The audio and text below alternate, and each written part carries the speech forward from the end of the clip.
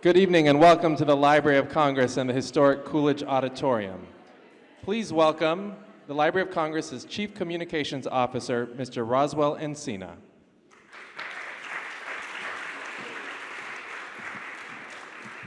Good evening, everyone. On behalf of the Librarian of Congress, Carla Hayden, she welcomes all of you here tonight. I'm so excited to see all your faces here tonight. We've been working so hard for the past several years to see students from Howard here, especially on a night like this. We want to welcome, of course, all the deans, Dean Felicia Rashad, Dean Gracie Lawson Borders, and Dean Denise Saunders Thompson. Yes, give a round of applause. This evening would not be possible without our friends from Disney as well, led by Corey Savage and Susan Fox. But most of all, we want to welcome the students. This is your night, this is your moment, so we're excited to showcase all your films here. I should say, though, I was seeing some of the clips earlier tonight. These were not the student films we were making when I was a kid. Like, these look legit, so I'm excited to see all of them tonight. So, just a little lesson about what the Library of Congress is. The Library of Congress is the largest library in the world. We have more than 175 million items. So that said, there's something for everyone. So we're hoping, among all the students here today, what we like to say is we want to create a cycle, that we're hoping that you see treasures here at the library, like what you saw in our Whitall Pavilion, that you'll be inspired to create something, that you hopefully someday create your own movie, write your own book, write your own poetry, then someday you'll become rich and famous and give us your papers that you'll someday inspire next generation of students. So I'm hoping as I look in the audience here tonight that I'm looking at a future Ava DuVernay, or a future Spike Lee, or a future Cynthia Erivo, who've all been to the Library of Congress. So we're hoping that one of you will be one of them someday. So please, congratulations to all of you, and we hope to see you again soon.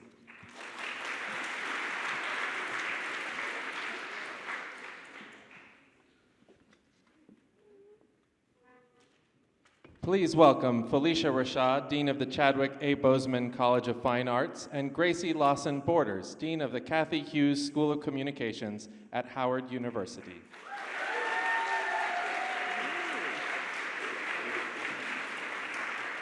Good evening and welcome once again.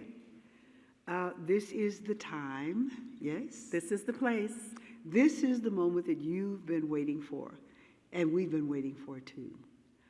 Our students have worked very well. We are very proud of you. Yes, we are. Very proud of you. Yes, please clap for yourself because you have done very well. And we're proud of your parents and your family that are here with you today, so please give them a round of applause.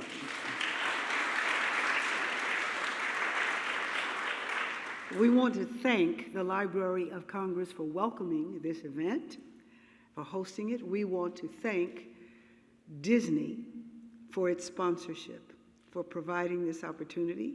We thank you all for being here, and without further ado, I think we should get started. We should get started. Embrace this moment. Yeah. Thank you.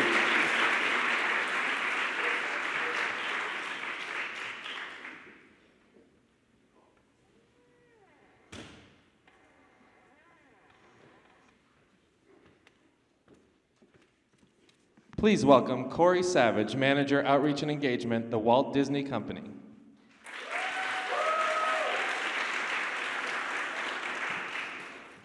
Good evening, everyone.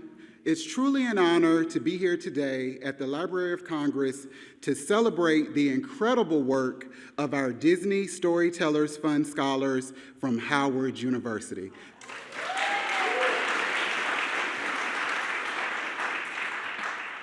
The Disney Storytellers Fund at Howard University is a part of Disney's Future Storytellers Commitment, which was created with a simple yet profound goal in mind: to empower the next generation of storytellers and innovators.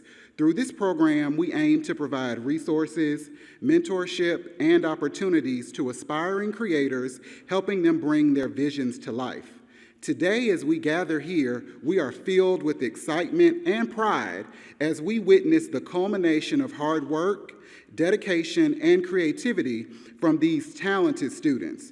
Their projects showcase not only their artistic talents, but also their unique perspectives and voices.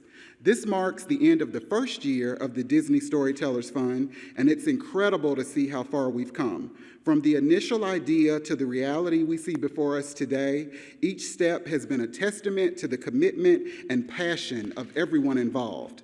As we look forward to the showcase ahead, we're eager to experience the stories that these students have crafted. Each project is a reflection of their imagination and storytelling talent.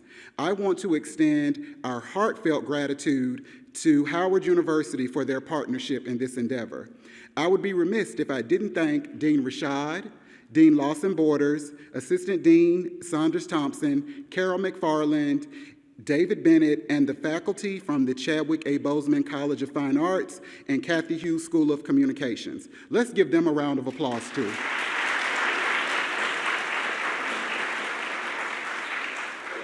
Together, we are fostering a community of storytellers who will inspire, inform, and entertain audiences for years to come. In closing, let's celebrate not just the end result, but the journey that has brought us here.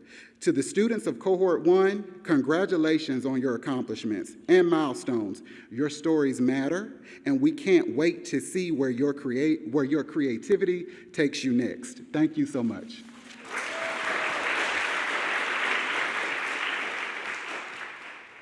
Welcome, Assistant Dean Denise Saunders Thompson of the Chadwick A. Boseman College of Fine Arts. Good evening. You all ready? Yeah. This is the fun part. I get to do the fun stuff. But welcome. Everyone said welcome, so I'm going to jump right into it. Our first group is Black Healing. Please welcome Jasmine Camille Livingston, Elizabeth Adamoko, Neilani Burton, Justin Hudson, and Noah Green to present their piece, The Box We Don't Open.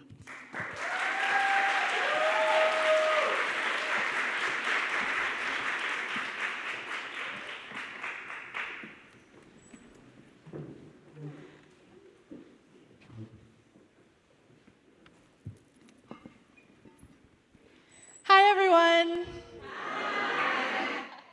Thank you guys so much for this opportunity. I am the biggest Disney fan in the world, and my little girl inside could only dare to dream that this opportunity would be here, so I hope I'm making her proud. Today, I would like to introduce to you all the crew for our film, The Box We Don't Open. Hello, everybody. I'm Justin Hudson. I'm a junior TV and film major, photography minor, straight out of Dallas, Texas. I'm the director and photographer of Black Healing. My name is Noah Green. I'm a sophomore TV and film major from Queens, New York. I am currently the videographer for this project. Hi everyone, my name is Neilani Burton, and I'm a junior television and film major, business administration minor from New Jersey, and I'm the editor for this project. Hello everyone, my name is Elizabeth Adamako, and I am a senior health sciences major from New Jersey, and I'm the director's assistant. And hi again, everybody. My name is Jasmine Camille Livingston. I'm the writer and director of The Box We Don't Open. So for this film, we wanted to take a poetic and experimental take on what it's like to grow up, what it's like to go from that young, high-spirited child to now adult, dealing with adult problems, real growing pains. We wanted, through this film, to highlight that it's okay to not always be okay, that your mental health doesn't have to take a back burner, that you don't have to squeeze into boxes that don't open to fit in the world. You're still a kid, just an older kid, and kids have the option to dream, which is what we should all do. So today I wanted to present to you guys a big portion of our film, which is poetry. I will be doing a live reading of the poem that is weaved throughout our piece.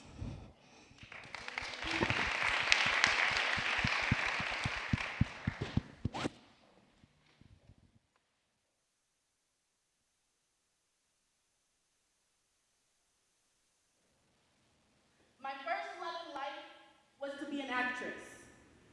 To dress the stage, play pretend, scripted words, fake friends, fool an audience. I got pretty good at it too. I loved hearing them cheer for my name. Well, not exactly my name. They would cheer for this character I created. Me, they never really knew. I'm just an actress, pretending to be what I'm not, hiding who I am because honestly, I think I'm a lot. I'm a little too loud, a little too pink, a little too much. So I push it all aside and I lock it in a box. I've been acting my whole life, but I'm not sure I know how to stop. When you're a kid, they tell you the sky's the limit. Be who you are, don't dim it. But then somewhere along the lines, we lost the magic. We got older. The warmth of the world started to feel a little colder. Standing out used to be impressive. But now it just sends the message that you don't really fit in. You start to feel alone. Sad over things you can't even explain. How do I tell someone I'm hurting when I don't even understand my own pain? Like, it's hard to be a woman, but even harder when you're Black. Trying to speak up in rooms where you're told to sit back. At some point, I got quiet, comfortable in the silence. My cheeks running sore from all the fake smiling. It's perfect but painful. It's peace but it's violence. Wanting to be myself, but that girl was never invited. I thought I was protecting myself by squeezing into their boxes, but now I just feel like I'm hiding. No one knows me. I'm like a background character in my own story. But I pull myself together, keep acting, pretend like nothing happened. So this is usually where the curtain would close. But there's something new I think the audience should know. See, I've had a change in career. Now I'm the director, so I yell cut. I'm the screenwriter, so I'm turning this off and I'm ripping the script up. It's time for a rewrite. A new story with a little bit of hope and daylight, with new characters who don't need to act like everything is always okay, because deep down I know you've been hurting, scared to speak out because you feel like it's a burden. There could be an adult in the room who's still afraid to grow up, because growing up means growing apart from everything you knew. It feels like giving up on that inner child you never had the chance to heal because no one ever taught you how to. I'm talking to the person who's lost sight of their magic, the person who looks back at how young and free and happy they were and asks, what happened? To this person who feels they're alone, wasn't prepared for the aches and pains that come with being grown. I see you every day when I look in the mirror because I am you. You don't have to keep acting, not when you don't really need to, because this isn't just a movie, it's a movement. Your health is not just a hashtag, both physically and mentally. If we all start to speak up about the things we truly felt, broke the stigma around mental health, then maybe we'd find that there's beauty and strength in asking for help. We'd find that spark of hope and magic we felt when we were young, because it never really left. Life got a little harder, yes, but you're still the same little kid daring to dream. Still the same little kid not afraid to be seen. Still the same little kid who loves to ride their bike even after they fall and skid their knee. You get back up again. Cry loudly because you didn't care who heard you then. Felt your feelings fully even when you couldn't explain them. You're still that kid, just a little bigger now. The grace and love and room to just thrive that you gave that little kid, you still deserve it now. And more than that, more than anything, on your best days and your worst days and whatever's in between, know that you are making that little kid in you so, so proud. Thank you.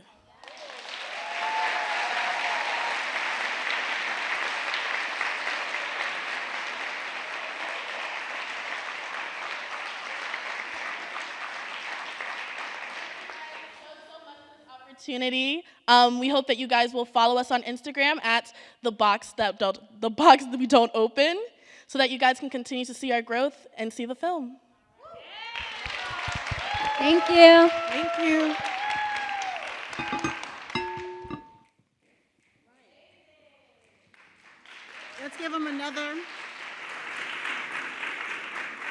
Let's give Black Healing another round of applause. And we're going to have Haunted make their way to the stage. And we will be hearing From Autumn Jackson, Mason Brown, Imani Waters, Chandler Pope, and Annika Dean. Ladies and gentlemen, Haunted.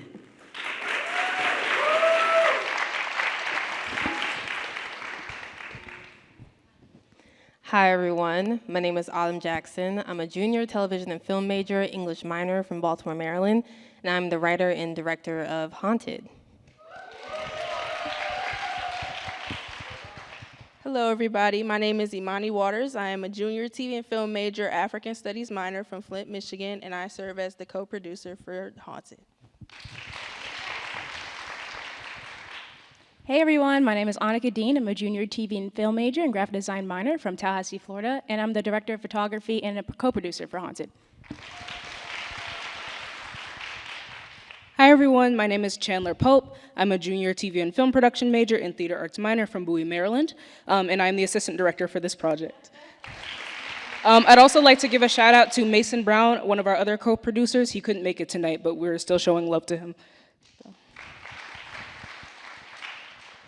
And our film is still in the production phase, so unfortunately we don't have our completed film to show you tonight, but we're hoping that you guys can be very excited for it based on what we have to tell you. Next slide, please. So, haunted by his guilt and driven into a state of madness, our main character, Will, has to face the trauma of his past, but also confront his dead brother. And I really enjoy character-driven stories because I like to understand people. And so when analyzing characters and getting to know characters, I like to think about what could have led up to wherever they're at in the story, and what in their life led them up to that point. And that's something I carried when writing Haunted, and especially our main character, Will, who is a troubled character. That's usually my favorite type of character to not only watch but write, because there are a lot to them. They're complex, they're entertaining, but those types of characters also say a lot about ourselves as people and how we operate in society ourselves. So yeah, that's something I wanted to bring to Haunted. Next slide. Oh, okay, we're on the next slide. Our main character, Will, like I said, he's very complicated, but one of my inspirations for him was, I hope you guys have seen Star Wars, Anakin Skywalker. And although we all know him as an evil Sith Lord and arguably one of the best villains in fiction, he was once just an innocent boy who liked the race. And I feel like we sometimes forget that, and it makes you think, how did he go from a cute, smiling boy to a monster? And that's really Will's story as well. And although we start the story with Will as an adult, the events that take place in this film really make you think about where he came from, and it provides empathy to why he does some of the unethical things that he does. And it makes you understand him more. And Annika and I have discussed this, but something I wanted to bring to this film was having the audience experience what Will's experiences. So it's very thrilling, it's scary, it's exciting, but all of those feelings that Will is feeling, we're feeling ourselves. So sometimes you might feel a little bit anxious, but through those experiences, good or bad, you'll understand exactly where Will is coming from and understand what type of person he is. And Mason is a very interesting character because he actually does not speak for the entirety of the film. However, his presence is very, very important to Will's life, and it impacts Will as he moves through the story. And so really Mason doesn't need to speak, but although Will tries to reject him throughout this film, it's very clear that he needs him and he needs his presence. Oh, next slide, please. So now I'm going to talk about our cast and crew. We have a very beautiful cast that has stuck with us from the beginning and all the way to the end. Grant Fortune, James McClam, Autumn Jackson, Mason Brown, Annika Dean, Chandler Pope, Celia Simmons, Amma Russell, Natalie Allen. Next slide, please. Brianna Kirkland, Kristen Omobulu, Lotus Teague, Mia Bennett-Jones, Amari Esco, Valerie Jean-Jacques, Avery Austin, Angela O'Neill, Kia Hurst, and Lola Abdebi. We just get a quick round of applause for them. Thank you. This is a well-oiled machine, y'all. We've been working so well. It's been so fun, just even in the pre-production stage. So we're really happy that some of y'all could make it from our crew. And for those watching at home, we thank you. And I always consider it a privilege to be going to Howard University and studying film here because I'm working with an all-black crew and cast, and I might not, and most likely won't have that privilege going into the film industry. So that's something I don't take for granted. Next slide, please. All right, so we have 4 main inspirations for these films. Fallen Angels, Blade Runner 2049, Get Out, and Candyman, and we all chose these films because they all have unique camera movements, they emphasize certain uses of color, and their settings are all tied together to emphasize like the main themes and how each character is filming throughout each individual project. Next slide, please. So we have our visual inspiration here. The main colors we plan on using are green, blue, yellow, and a lot of traditional 4:1 lighting ratios you typically use in horror, a lot of dark shadowing figures, and we're going to use that to capture Will's mental state, how he's feeling isolated and overall guilty without spoiling the film. And then we also plan on using a lot of wide shots, different camera angles, really experimenting as much as we can, especially with different camera opportunities with snorri cam shots, some low angles. Even at one point, Autumn and I was discussing to make the whole movie one take. So we're still in that process of solidifying exactly what we want to do, but we're really excited to actually be working with a Sony FX30 and really getting into our crafts and making this as special as we can.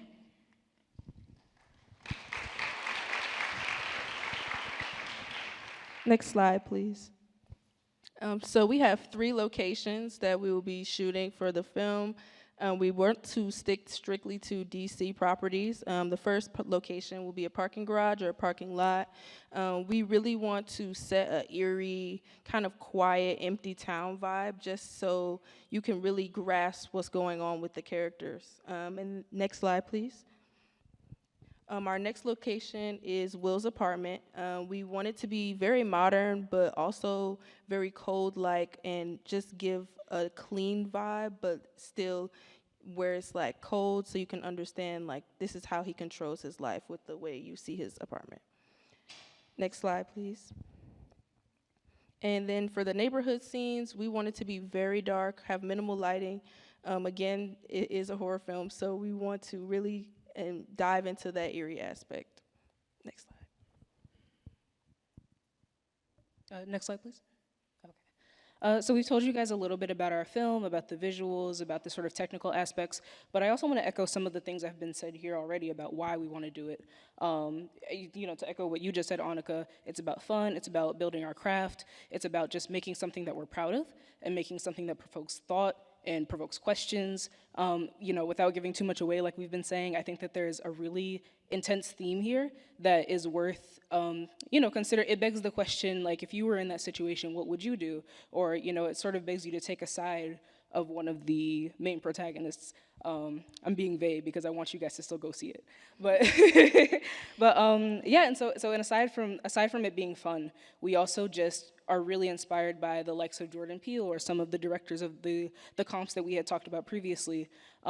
We think it's really important as young storytellers, especially young Black storytellers, that we sort of hold a firm grasp on what the future of film looks like. Because we're going into this industry, like someone said already, it won't be very diverse. It's really important that we, you know, take the lead on that and make sure that we have a hand in how our stories are being told. So we thank you all for listening, and we hope that you'll go see it. We'll keep you guys updated on when Haunted is in production and when we go for our eventual release. And yeah, we thank you for your attention.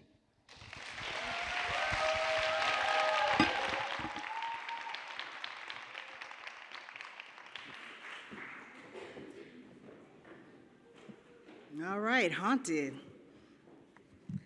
The next group is the Withered Project. Alana Smith, Robert Hudson, Taria Badwa, Chloe Yasmin, Chris Campbell, Kayla Dillagard, Chris Zarang, Rel Tate, Sam Montgomery. ASL, you're doing awesome, thank you. And Caitlin Hill. Everyone, let's welcome Withered.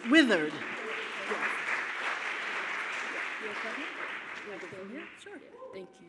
Do you need the music stand still? No. No? Yeah. Good evening, everyone. How are you? All right, cool.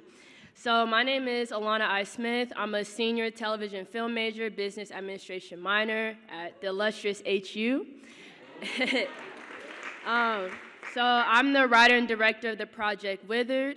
This is a story about when a clairvoyant on the run from the government steals a highly valued photo and uses his supernatural abilities to find his family before a lunar eclipse erases everything in his memory. So this is a dystopian coming-of-age film rooted with themes of revolution, oppression, and heritage. Films such as The Giver, 1984, A Clockwork Orange, Matrix, and Sorry Not to Bother You are some influential pieces for this film. The main character, Aaron, navigates a new conservative world that he finds unfamiliar once he starts dreaming. Next slide. Next slide.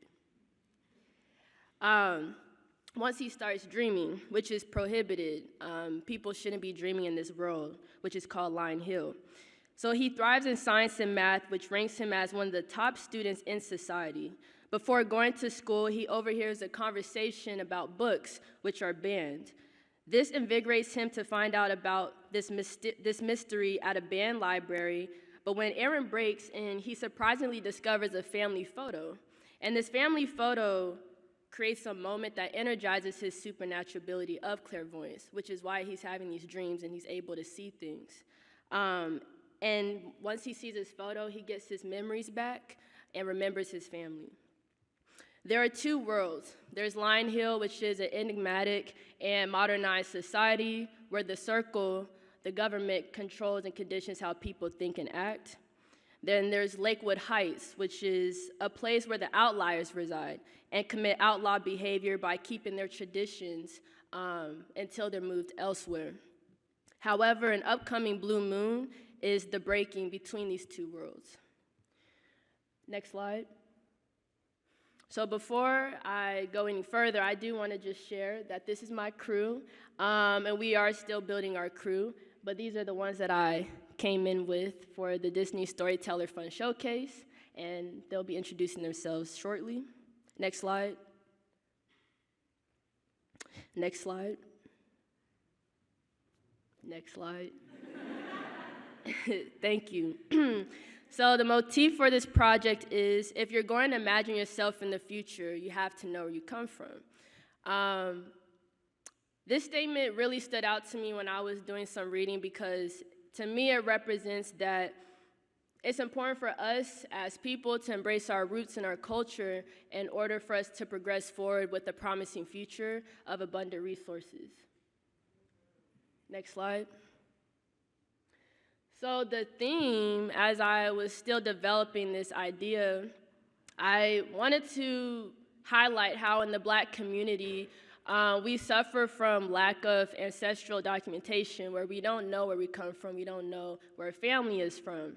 And that's why this family photo in the society is prohibited, because the circle, they don't want people to know where they come from. They don't want them to be connected to the memories so that they can condition them for the future. Next slide. So yeah, in the early 2000s, 2011 time period, there was a huge release of young adult dystopian films like The Hunger Games, Divergent, Maze Runner, and all of these films were teaching us about political impact, love and loss, and connection. But in The Withered, the ideals of race and technology will form a new world of possibility with urban lens.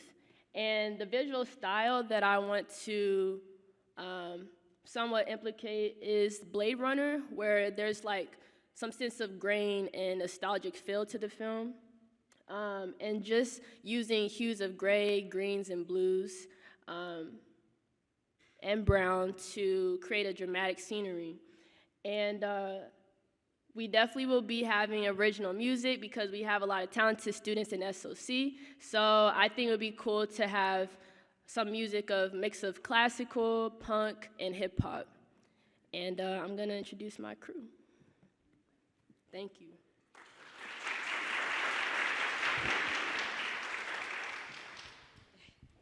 Hello, everybody. My name is Taraya Badwa. I'm a senior TV and film major, Spanish minor from Boston, Massachusetts, and I'll be the assistant director.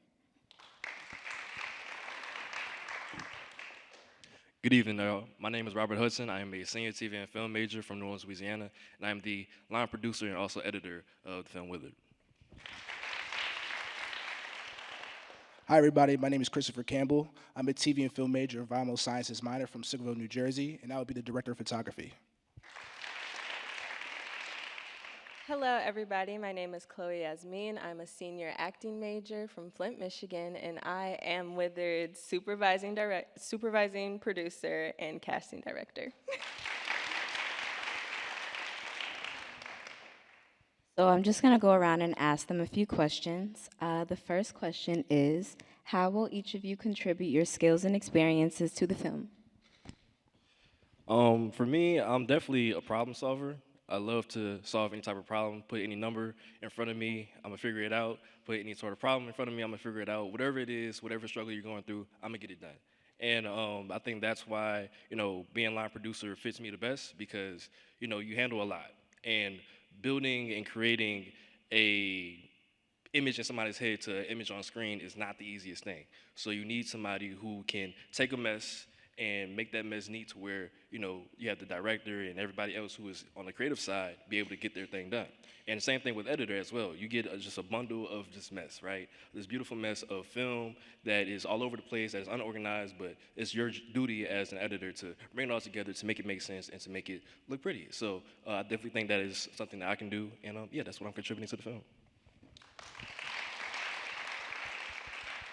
For me, I will be going into doing shooting for basically my entire life. I started off when I was 4 years old with Nickelodeon when I was 4 years old, and pretty much being in this industry for the time I've been, I've learned so much, especially about dramatizing everything when it comes to photography, cinematography, or editing, and just music in general. And I feel as if that I bring a different aspect to this film when it comes to just being a very emotional person, where I'm very tied to my emotions. I think bringing when it comes to camera motions and also just regular lighting as well, I think that's really important to the film, and to bring something that's like a dystopian type of energy to this film, I think that's really important.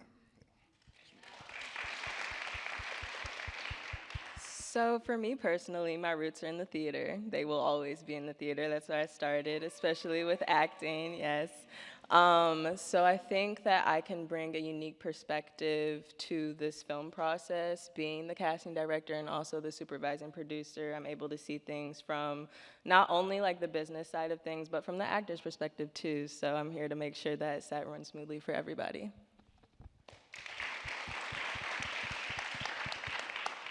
And then my second question is, sorry, I forgot my second question for a second.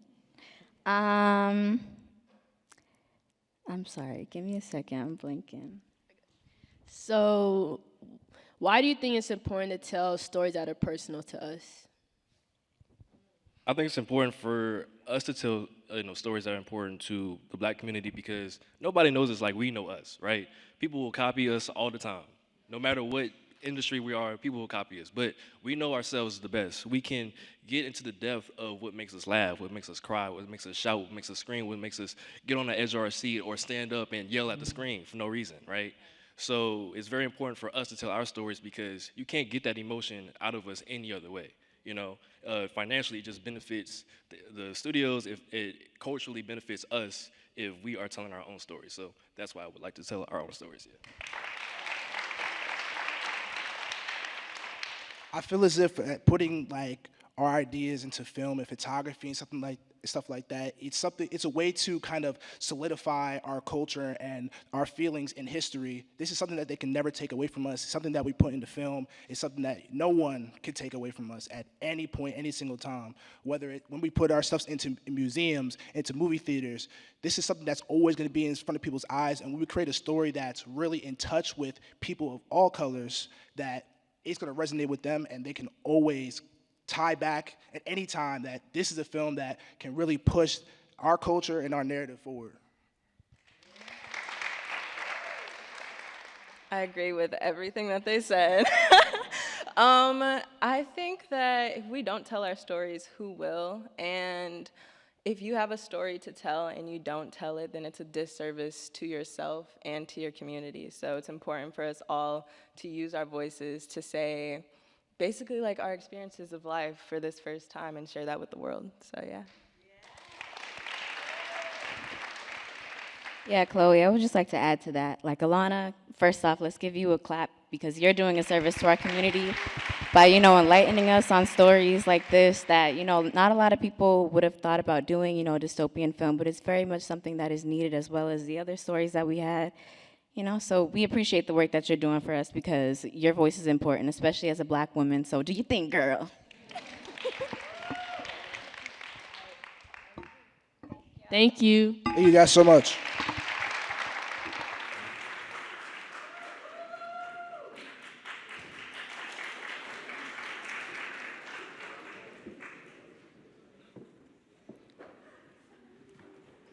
All righty, next group up.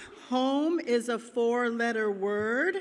Miss Ife Martin, director and poet.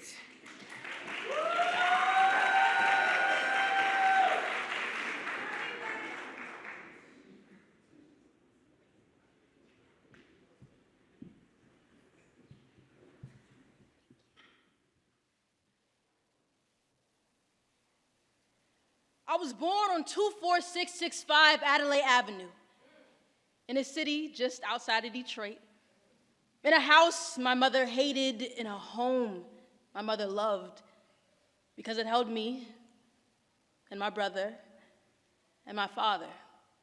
And so I loved that house because that's what I thought love was. Floorboards that cried out with every step, windows that collected every drop of Michigan sunlight, a kitchen sink that held everything. I painted my room with the essence of me. The walls knew my songs and whispered my name. I became a poet in its arms. My home loved me back. But in middle school, we moved. And in high school, and again, and my parents sold the house. The house that I was born in, the home that I loved. And that's when home stopped being a place. And love stopped being a feeling I could pretend to understand. Instead, it became something I could hold. Letters fold in upon himself, slipped into bags and boxes, dragged behind me from city to city, and I kind of forgot where I left it. In what room or basement or garage, or if I even had it in the first place, or if I made it from misinterpreted memories. I would ask my parents, but I always forget to call home. I would ask, but I always forget what I call home.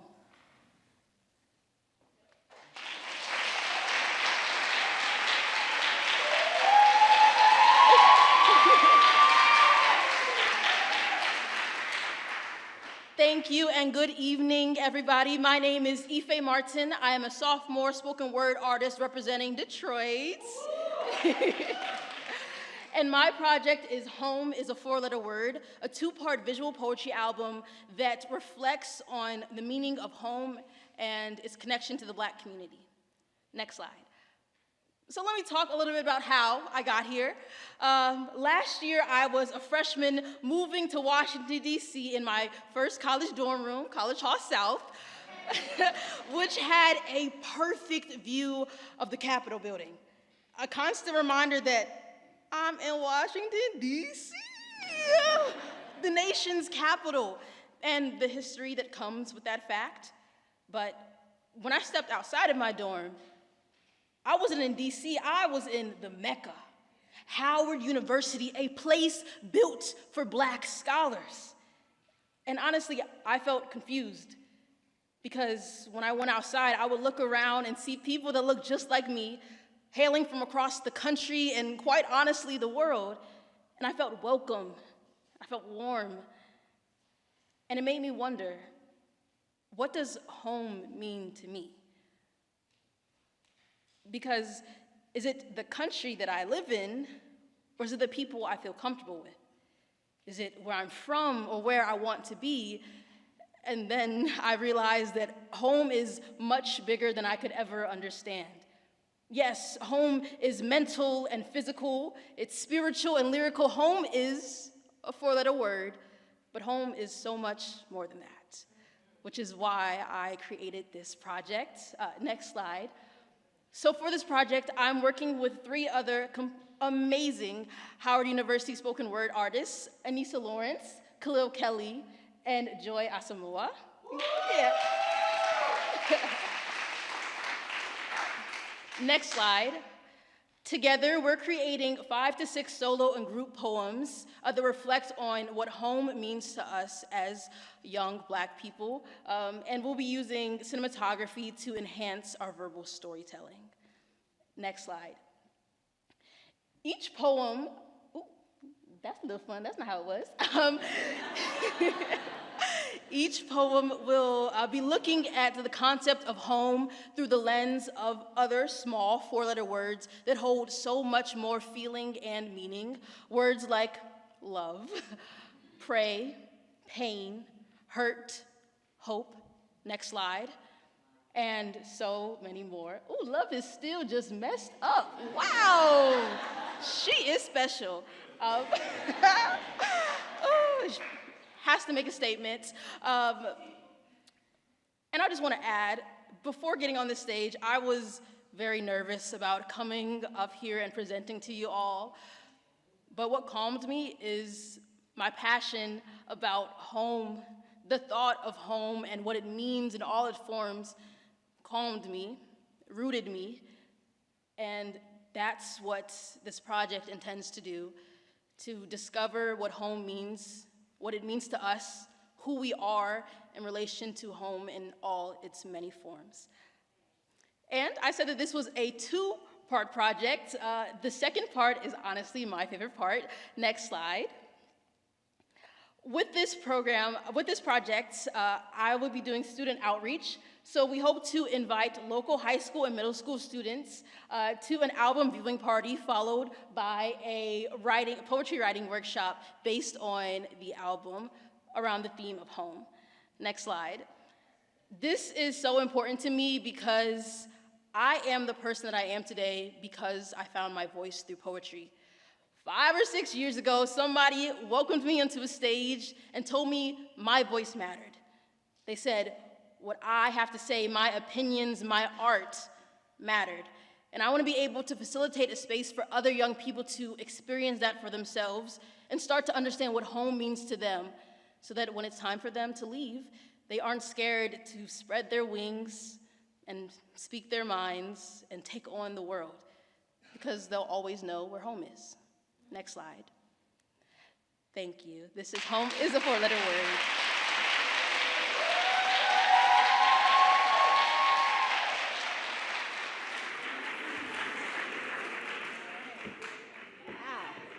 Okay, y'all enjoying so far? This is good. This is great. Okay, The Sellout. The Sellout. Aileen Pointer, Taj McKnight. Come on, y'all, you just come right up this side. Trinity Joseph, Phoenix Kempf, Kamathi Talton, and Kayla Racina Huntley. They will be presenting The Sellout.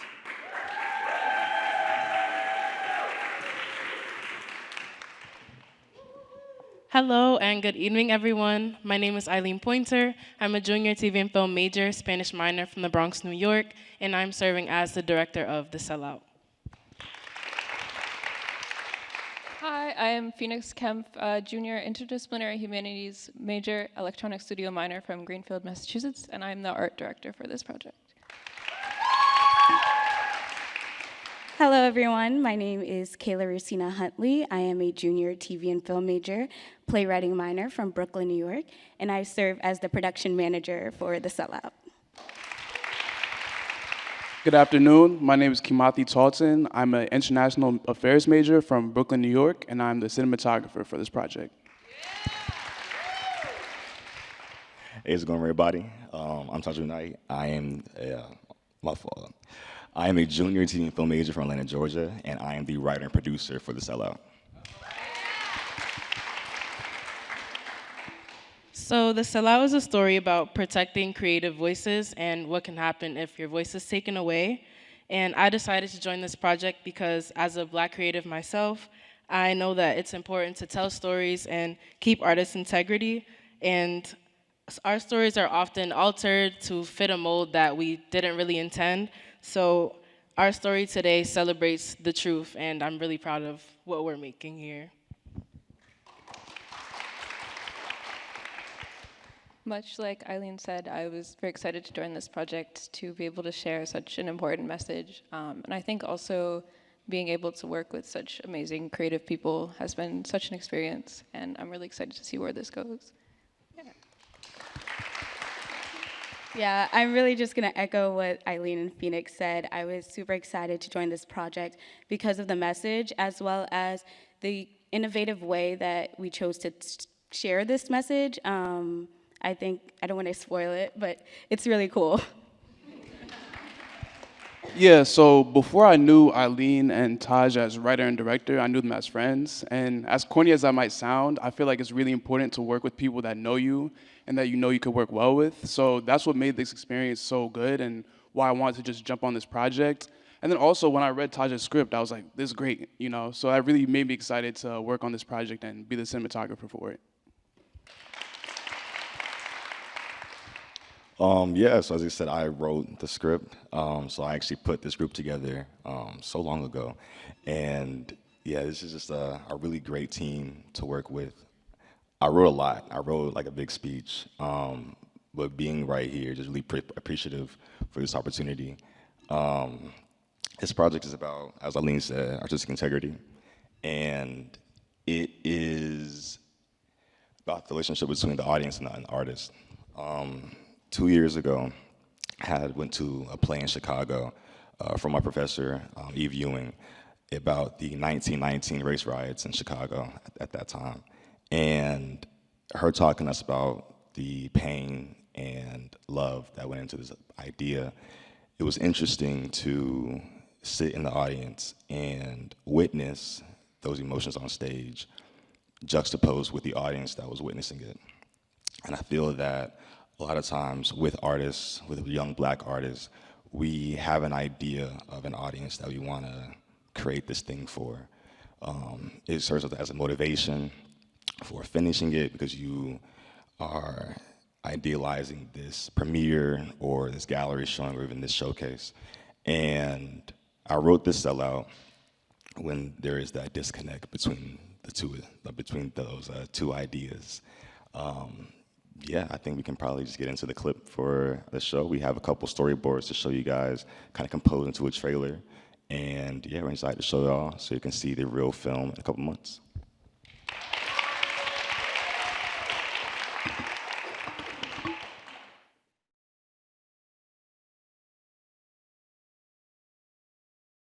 Thank you guys so much.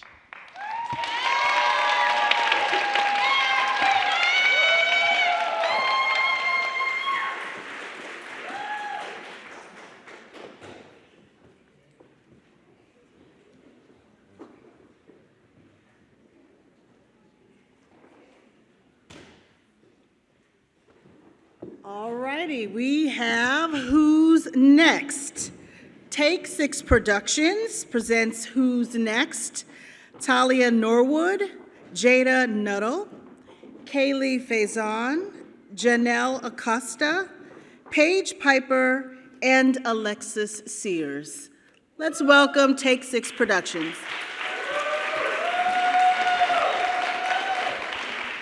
Hello, everyone. My name is Talia Norwood, and I'm a sophomore dance major, TV and film minor from New Jersey, and I serve as the creative director of Who's Next. Hi, my name is Jada Nuttall. I'm a sophomore dance major, psychology and strategic legal and management communications double minor from Washington, D.C., and I serve as the assistant director and rehearsal director for Who's Next. Hello, everyone. My name is Janella Costa. I am a sophomore dance major, biology minor from Jersey City, New Jersey, and I serve as the executive producer of Who's Next. Hello, everyone. My name is Kaylee Faison. I'm a sophomore dance major from Hillsborough, North Carolina, and I serve as the choreographer of Who's Next. Hello, my name is Paige Piper. I'm a dance major, Spanish minor from Atlanta, Georgia, and I serve as the public relations executive and costume designer for Who's Next. Hi, everyone. My name is Alexis Sears. I'm a dance major, sophomore dance major, psychology minor from Newport News, Virginia, and I serve as casting director and scheduling manager for Who's Next. Tonight, we will be presenting you a behind-the-scenes video of what our final product will look like. Hope you enjoy.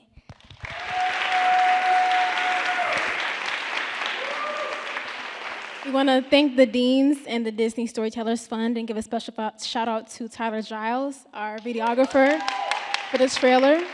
And you can follow us on Instagram at Who's Next HU to keep posted about what's going on. So thank you.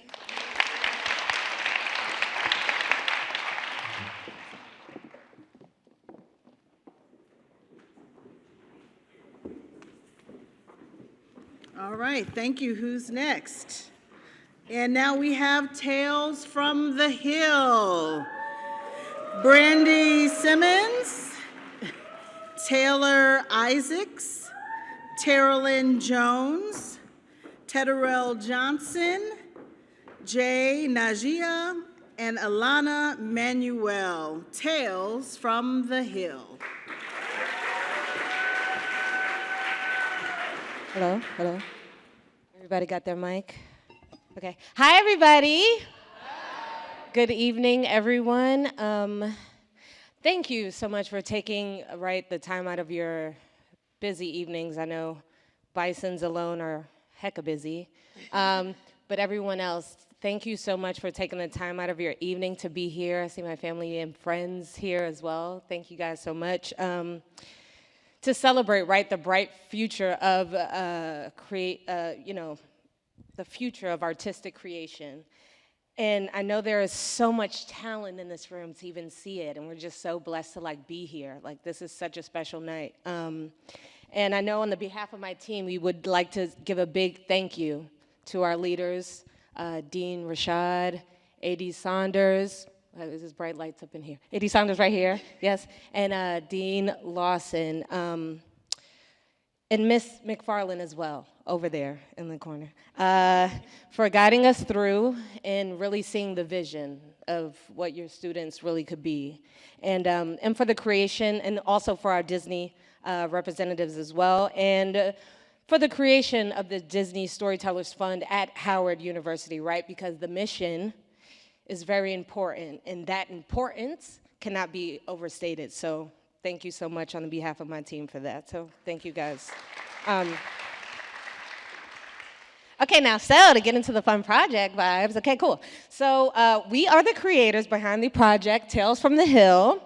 My name is Brandy Brown, and I am a junior theater administration major from New York City, Harlem to be exact. Hello, my name is Taylor Marie Pennant Isaacs. I am a senior journalism major with a minor in theater administration from sunny Fort Lauderdale, Florida. Hi, y'all. My name is Jay Najee. I am an MFA film thesis candidate. I am from Columbia, South Carolina. Greetings, everybody. My name is Tadero Deuce Johnson. I'm a sophomore BFA musical theater major, and I'm from Augusta, Georgia. Good evening, everyone. My name's Alana Yaya Manuel. I'm a junior sociology major, interdisciplinary humanities minor from Los Angeles, California. Hi, everyone. My name is Ryan Good. I am an MFA thesis candidate from Jackson, Mississippi. And just to be clear, Brandy is our show creator and our executive producer. I am an executive producer and production manager. Jay is. Oh, I should say all that. You huh? should say that. I am a writer of 2 of the 4 episodes. I am a director of 1. I am an editor of 1. I am a producer, and there's a lot. You wore a lot of hats. Yeah. I am the casting director. And I had the opportunity to design the costumes. And I am the director of photography. Yeah, so we were blessed with an amazing team, and we all found each other, which was such a blessing. Okay, so now let's dive into it, right? So Tales from the Hill, right? Our project is a horror anthology miniseries, and it delves into how generational curses can haunt us in the pursuit of Black excellence, really. And how that might manifest itself while trying to thrive and survive on campus, right? So our series will have 4 short episodes, and we are thrilled to be premiering our first episodic journey with you all shortly. But before we unveil the show, I'm gonna pass the mic to Taylor, who will give you a little sneak peek into the next 3 captivating episodes that we are set to create that will complete our entire series, for now. So, Next slide, please. So our first one is Ghostlight, and it's set in a theater, and it explores the consequences of disrespecting the sacred creative space that is the theater world, and the effects that blackface and anti-Black caricatures have on the media. Next slide, please.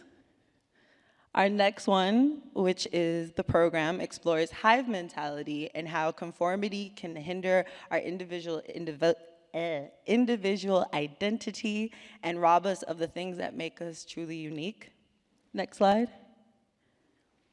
And last but never least, Creature from the Chem Lab tells the story of an extremely ambitious biology student named Simone who, while studying epigenetics, which is the study of like hereditary DNA, accidentally creates a monster from her unbridled desire for protection.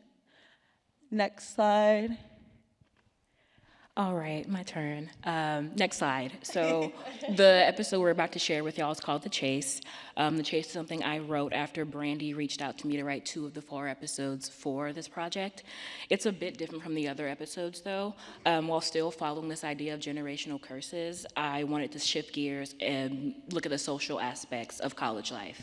I'm sure every femme-presenting person in this room has been catcalled by a man. I know I have.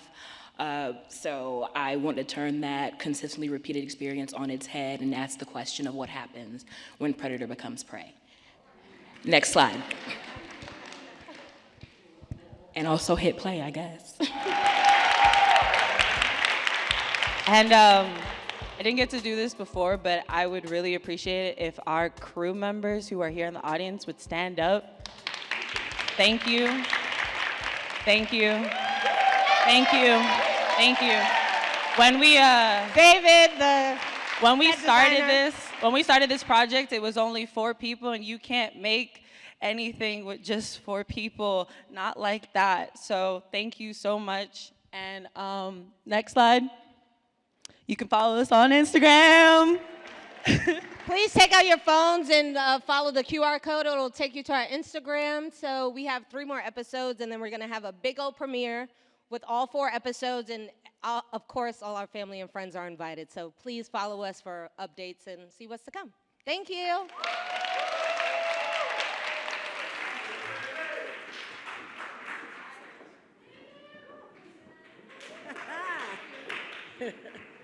Oh, I love it, and we're on time. Yes, yes. All right, we're almost there, y'all. Where's everybody at? Where's everybody at? Howard University Film Organization, come to the stage. Let's welcome Elise Gentry, Victoria Greer, and Lauren Johnson.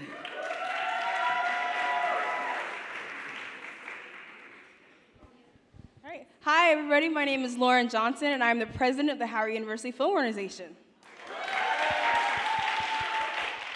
Hi, everyone. My name is Victoria Greer. I'm the associate producer for the Howard University Film Organization, and I served as the assistant director for the film you guys are about to see today. Hi, everyone. My name is Elise Gentry, and I was one of the executive producers for Where's Everybody At?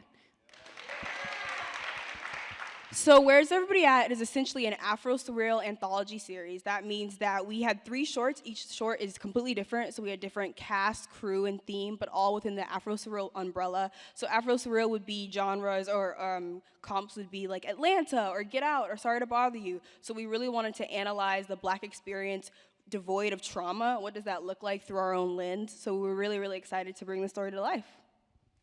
And this production involved over 70 students from both undergraduate and graduate programs. And if you were ever a part of HUFO, please stand up. We want to thank you so much. Woo! You guys are amazing.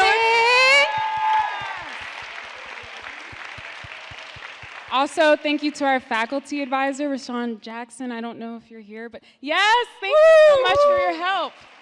Yay, so I have the fun part. So tonight we're so excited to show you part of the first short film in our series, Where's Everybody At?, where Marcus, a young Black HBCU student, wakes up one day to find that all other people have been erased from the planet except for white people. So that was really fun to film, but we're going to start the clip after Marcus has complained to his best friend Letty about some of the problems he's having at his HBCU. And suddenly, they run into the girl of Marcus's dream, Kathy.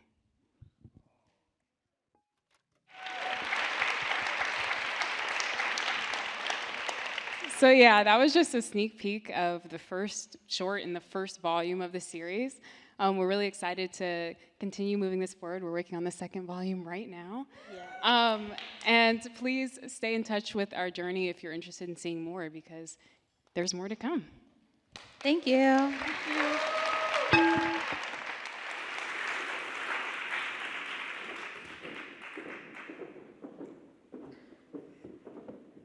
Okay, that was suspenseful. Okay, and next we have, hello, my name is Cyan Shreve, Jada Nunez, Jariah Stewart, Phoenix Williams, and Adis Baruch. Hello, my name is.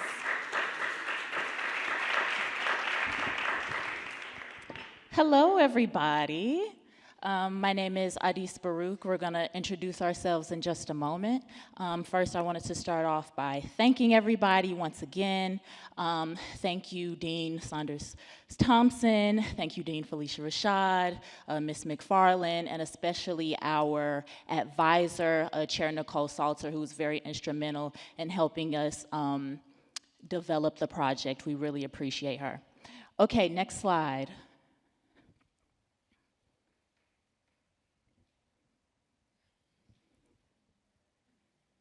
All right, I guess I will, okay, there we go.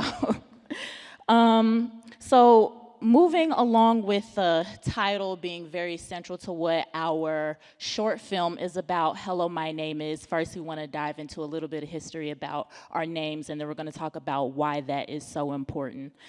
So you can start, Jada. Hi, everyone. My name is Jada Nunez. I'm a recent Howard University grad with a BA. With a BA in TV and film and a minor in electronic studio art. I see some of my professors in the building. Hey, guys. So good to see you guys again. So yeah, a little bit about my name is Jada has an African-American and Spanish origin, which is a perfect culmination of my background. I'm Afro-Latina, and I'll get more into that a little bit later about why that matters so much with this particular project, but yeah. Hey, how y'all doing? My name is Phoenix Williams, and I am a TV and film major, playwriting minor, hailing from Metro Detroit. This is my last semester, y'all. I'm trying to get out of here. Trying to join my peers. My name represents the mythical firebird, the phoenix, which is several different cultures, including Asian, African, deriving from, and it's about a bird who shines very brightly and stuff, and then once it's time for it to die, it burns itself in its own ashes, but then it also revives itself from its ashes too afterwards. I remember being that I'm from Detroit, my mom is from the east side of Detroit, when she told my Nana about what she was gonna name me, they was kind of like, maybe you're just pregnant, maybe we can do something safe like a Luke or a Steven, you know, something like that. But my mom was like, no, we're gonna name him Phoenix and that's it. And I'm happy that she did. It's always a talking point anytime I'm talking with anybody, so yeah.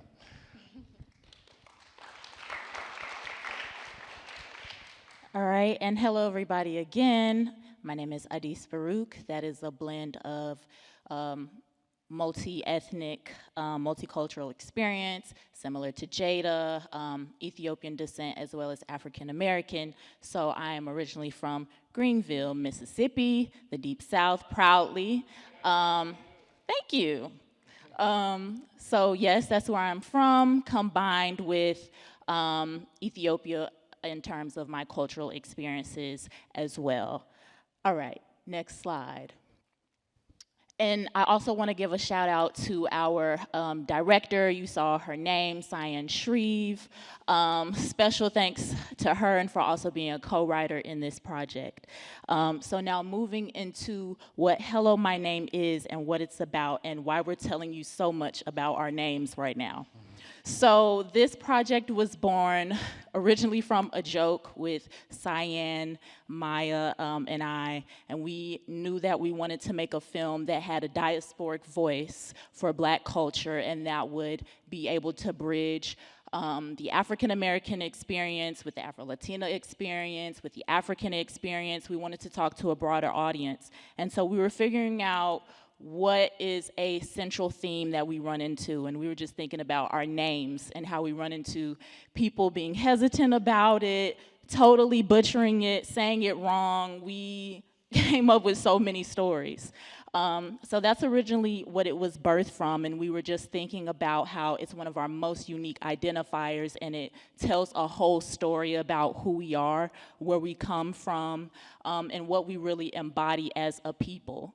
And so we began there with Hello, My Name Is. So we were deeply inspired by African spirituality, and so we looked into the culture of Ghana and West Africa, and we were pleased to find and discover that they actually have naming ceremonies when a child is born.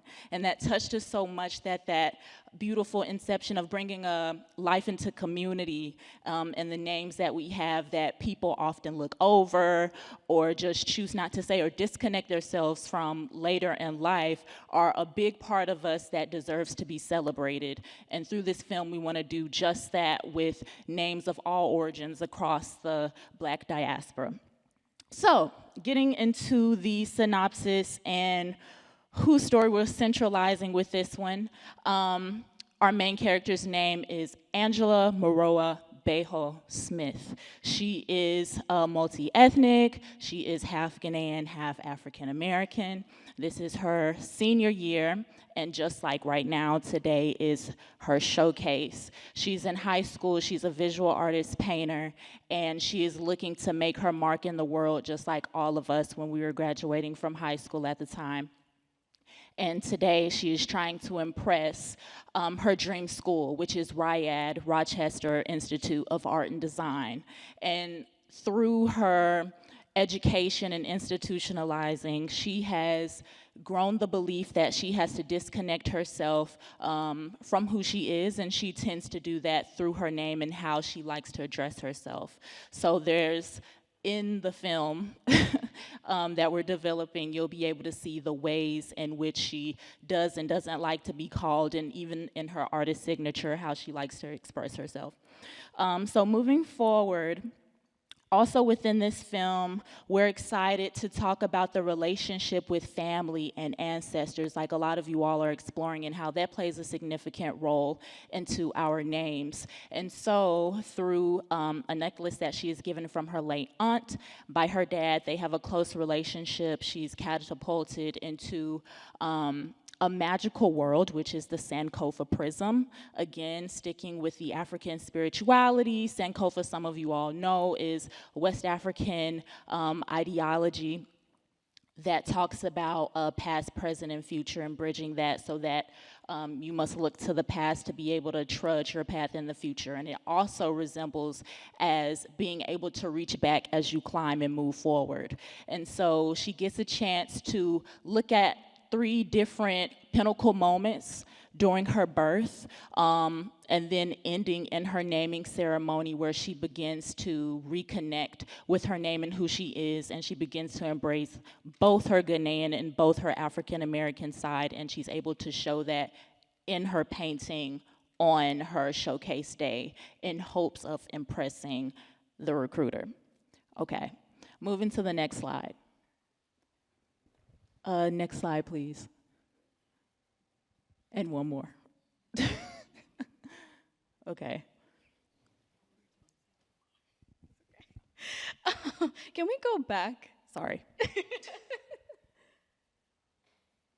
Yeah, okay. I just want to touch a little bit more on the why, because when Cyan reached out to me about this project, one of the main things I was really excited about was the magic factor. You mentioned going into the Sankofa Prism, which is going to be a fantastical world. We're really thinking about tapping into like animation, which is one of my favorite things, and that's why Cyan reached out to me, because she knows I love animation so much. And then that's why I decided to minor in electronic studio art. And so a big part of the film will be that.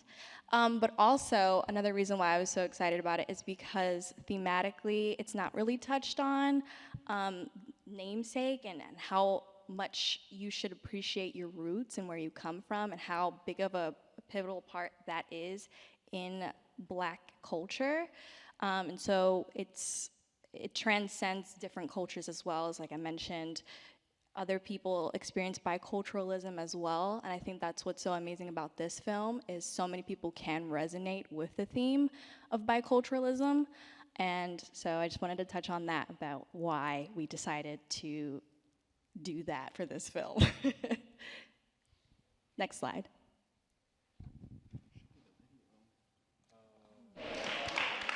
Thank y'all. So this was the Tanda Choir, it's a Tanda Choir video that they posted on TikTok, and it blew up. It went pretty viral. And Cyan, the director, she actually saw the video, and it gave her a lot of inspiration also for a lot of the themes that we were talking about. The language they're actually speaking is called Xhosa, which is spelled, I'm sorry, what? Yes, it's spelled Xhosa.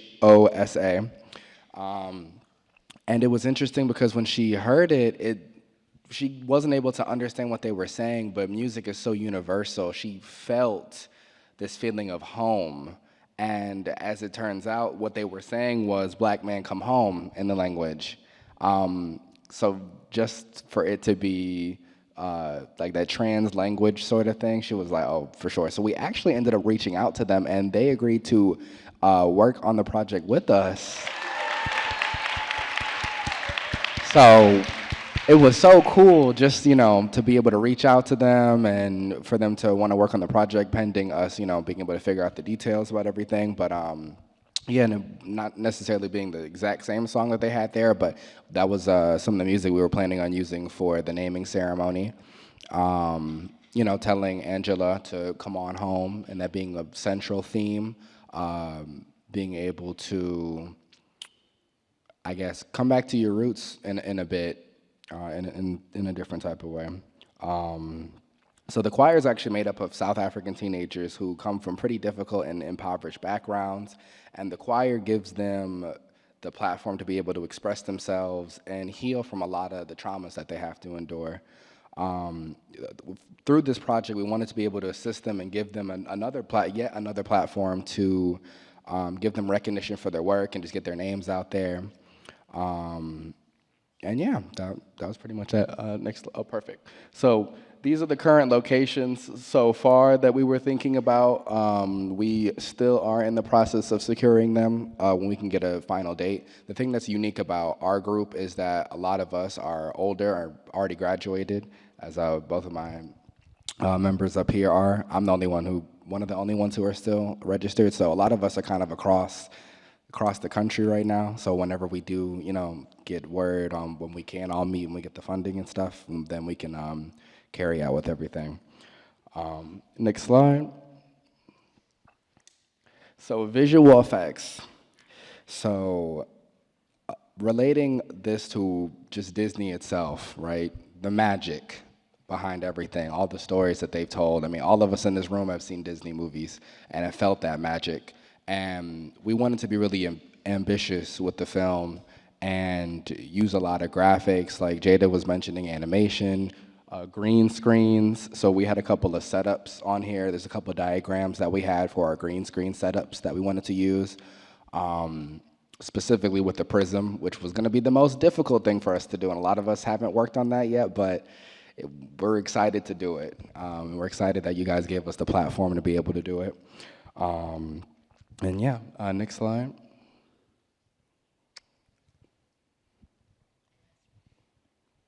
And once again, we just wanted to personally thank Dean Rashad, Dean Saunders Thompson, Dean Lawson Borders, and of course, Ms. McFarland for just everything, for giving us an audience with Disney, and for entrusting our voices and our work with your legacies. We really do appreciate it. And I also don't know if we mentioned our roles in this film. I'm an executive producer and writer on this film. Hi, I'm an executive producer and writer on this film as well. And I am story editor and head of development. Shout out to everybody else who couldn't make it in our group. Thank you so much. Thank you all.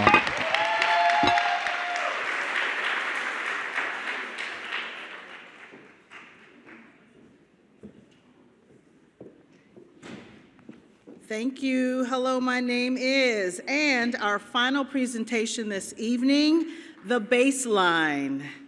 We have June, Journey Aid King, Alana Williams, Demi Nicole Bernadette, Keith Stokes, and Kennedy Grimmett.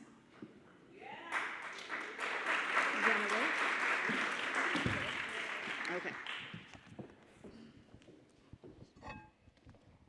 Okay. Hello, everyone. How are you? How we feeling? Y'all ready to go home? It's late. All right. My name is Kennedy Grimmett. I'm the publicist for The Baseline. Hello, everyone. My name is Demi Nicole Bernadette, and I am the creative director and the director and editor for this episode we are showing you a trailer of today. Hello, everyone. My name is Journey Ade King. I'm the producer for The Baseline. Hi, everyone. My name is Keith Stokes, and I'm director of photography for The Baseline.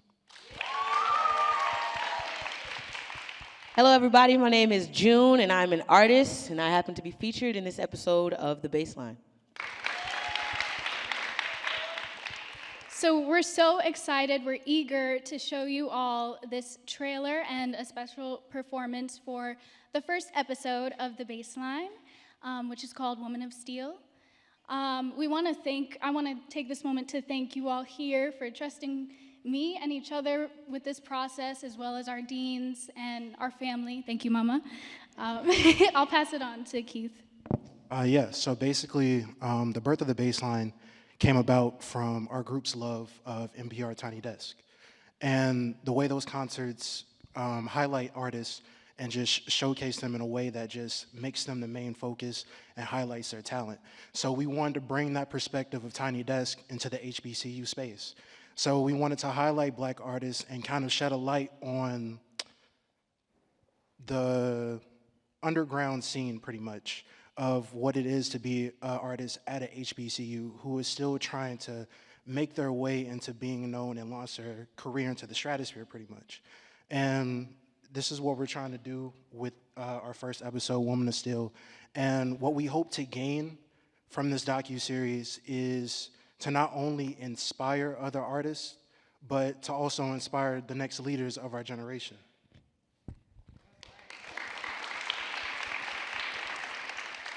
So I'm so excited for y'all to get a glimpse of the artist we're showcasing today. June is a storyteller who has a passion for the arts and representation, and that shows through her creation of spaces for Black people and through her songwriting. So this makes sharing her story even more memorable.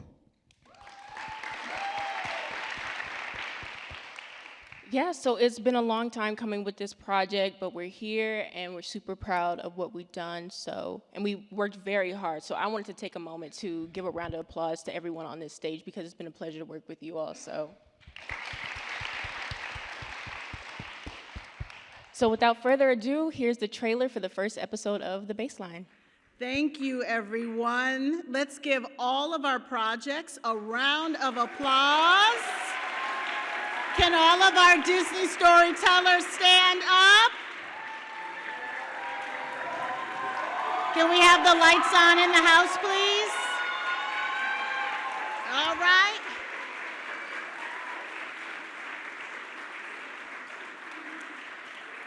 Could we have the lights, house lights on? Thank you.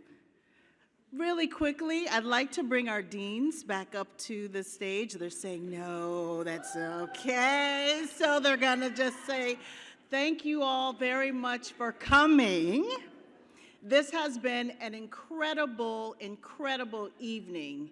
To the students who are creating, our storytellers, our next generation artists, our producers, our administrators, our actors, our actresses, our filmmakers, our videographers, all of you all, cinematographers, everyone who has played an amazing role in what we've seen tonight, we thank you.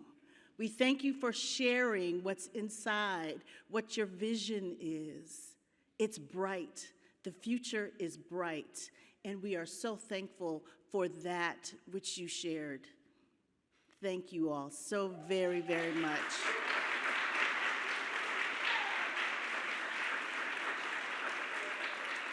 Just one more round of applause for the Walt Disney Company for entrusting our young people.